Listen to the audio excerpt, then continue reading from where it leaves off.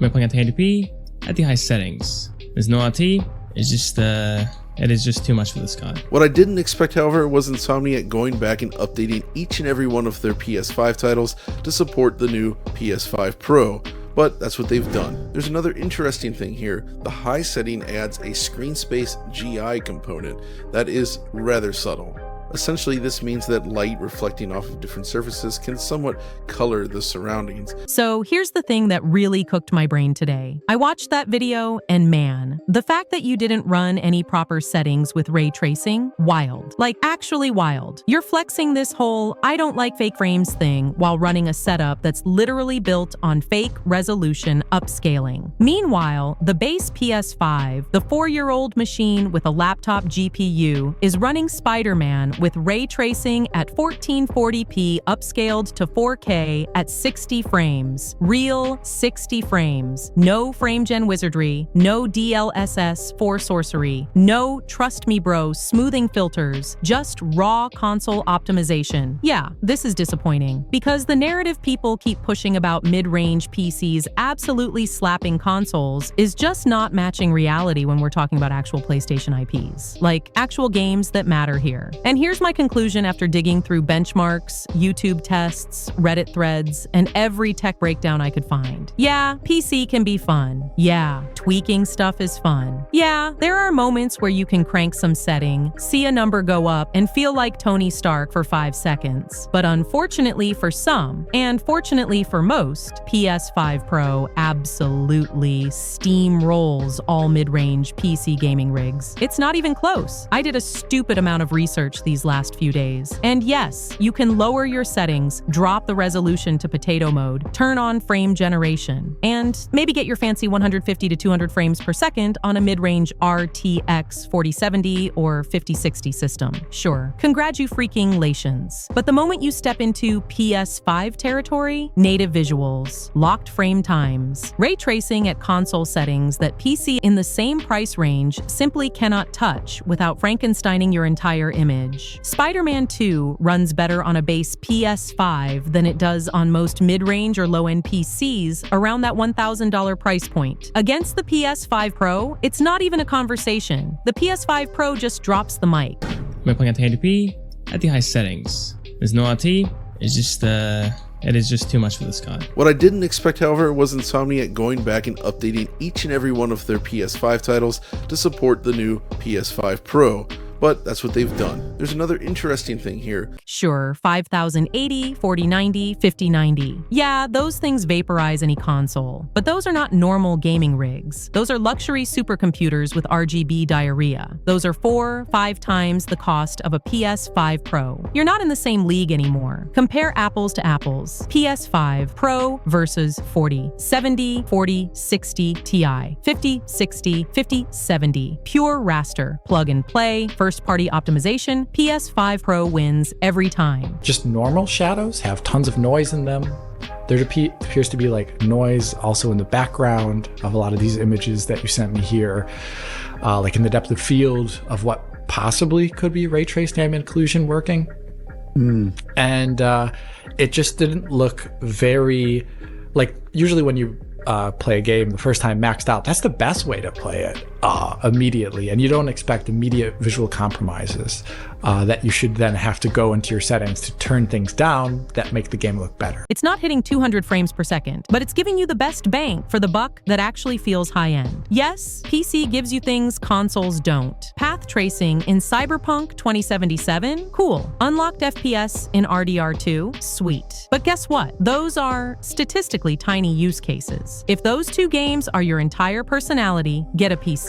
Seriously, enjoy your sliders. But for pretty much everything else, PS5 Pro sweeps. If you've got unlimited money, sure, go buy a 5090 and live your best life. But if all you've got is $1,000, buy a PS5 Pro and a second DualSense. You instantly get more value, more performance, and more consistency than any $1,000 PC bill. Got $1,500? PS5 Pro plus a 120 Hz TV. Better experience experience, better visuals, better stability, and way less frustration. Because here's the part that really annoyed me. I was actually hyped when my 5060 hit fake 100 frames per second in Cyberpunk at fake 1080 with every AI trick turned on. I thought, damn, this card is kind of fire. And then I watched how Spider-Man 2 and Forbidden West run on these rigs. Nah, hard skip. I can't even get native 1440p ray tracing at 60 frames per second without turning frame gen back on and begging DLSS4 to bail me out. These are literally the baseline settings of a base PS5. That's embarrassing. And people still argue with me about this. Dude, I'm not pulling takes out of thin air. I'm knee-deep in benchmark hell, watching every test I can find, doing my own comparisons. I'm not happy with the results. I'm disappointed. And the cherry on top? Half the PS5 exclusives run worse on PC at launch, even on good rigs, even when they arrive 1 or 2 years later. We're talking first-party ports that crumble on GPUs that triple the PS5's power. That's not a W for PC. That's a straight-up L. If you're a fan of PlayStation Day 1 titles, PS5 and PS5 Pro are killing it right now. Forbidden West, Death Stranding 2, Spider-Man 2, Ghost of Yote. There is literally zero competition for these experiences on PC.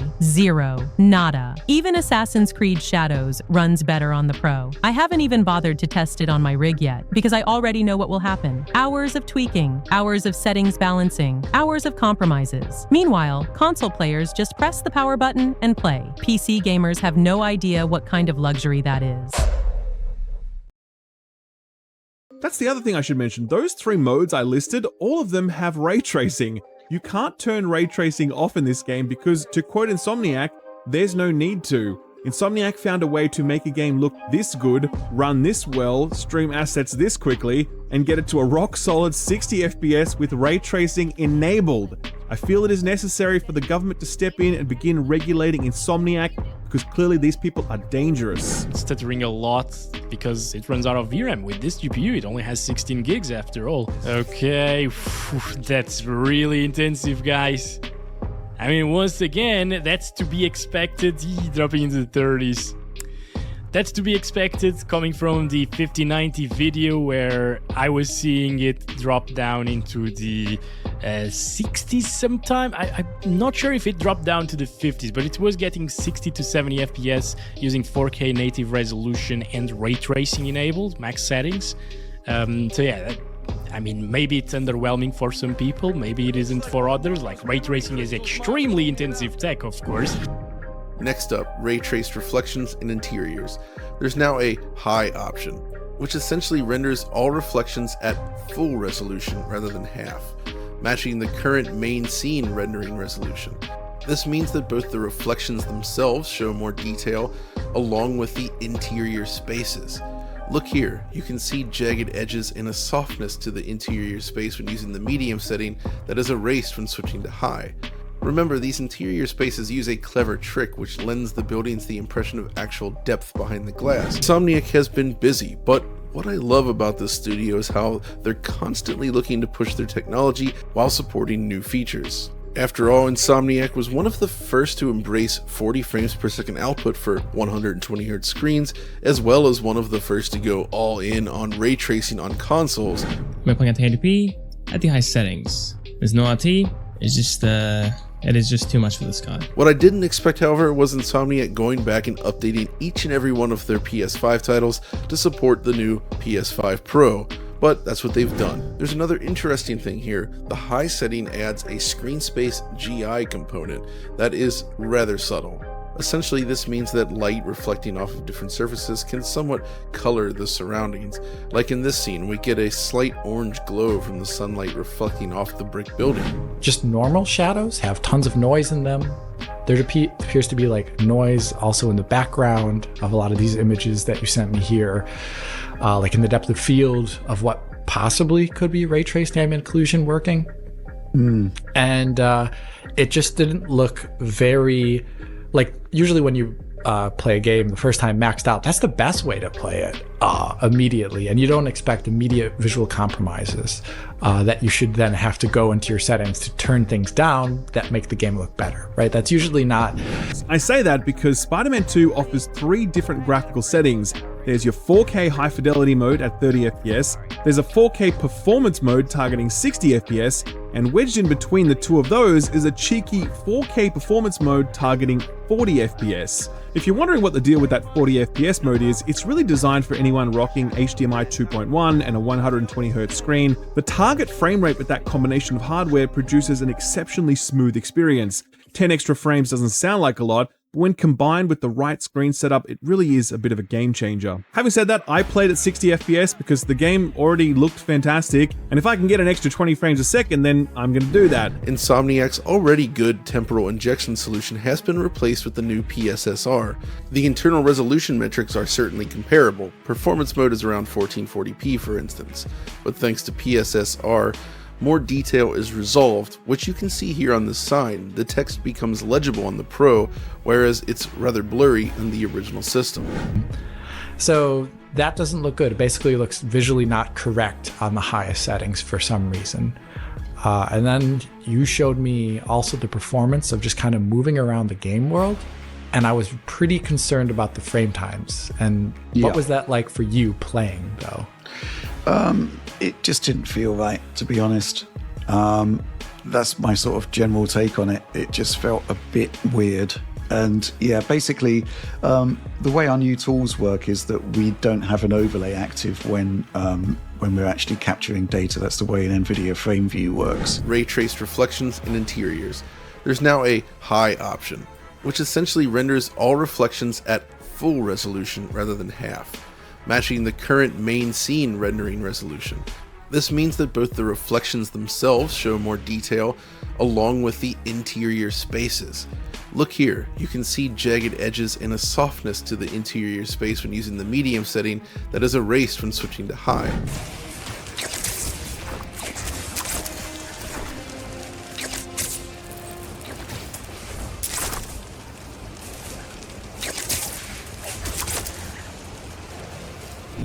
That means every mode in the game uses ray tracing and there are no options to disable it.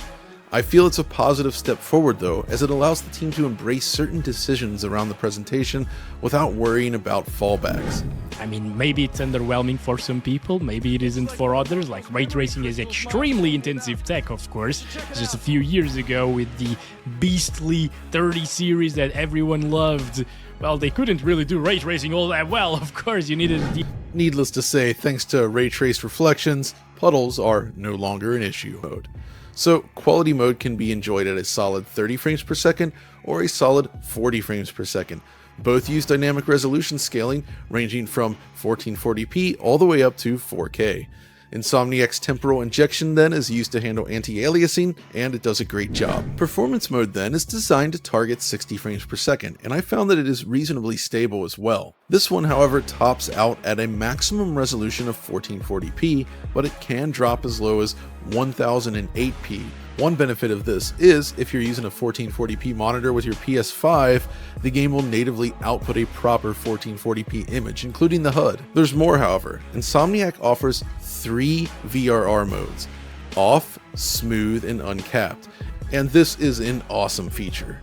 Obviously, disabling VRR means you'll get judder if the frame rate falls out of its target range. But what's the difference between smooth and uncapped? The smooth option retains the frame rate cap, so if you're in performance mode, for instance, the maximum frame rate is 60 frames per second, and VRR can smooth out any drops that may occur. Uncapping the frame rate, however, allows it to go above the target, which in the case of performance mode averages out to around 65 to 80 frames per second, but it can go even higher. Removing the cap in quality mode then allows it to go above 40 frames per second, where it sort of averages between 40 and 60. Distant shadows are always a tricky thing to handle, but thanks to ray tracing, you now see distant shadows that were otherwise not displayed. There's actual depth now in the scene if you look out across the city, which is something you're likely to do in a game like this with Spider-Man swinging way above the city. Now, I wouldn't say this is a game-changing feature or anything. It's really only something you'll notice when taking in the long-distance views, for instance, but it definitely helps everything feel a little bit more alive overall. If you're using fidelity mode, I certainly recommend enabling this option. I haven't noticed any negative side effects from using it.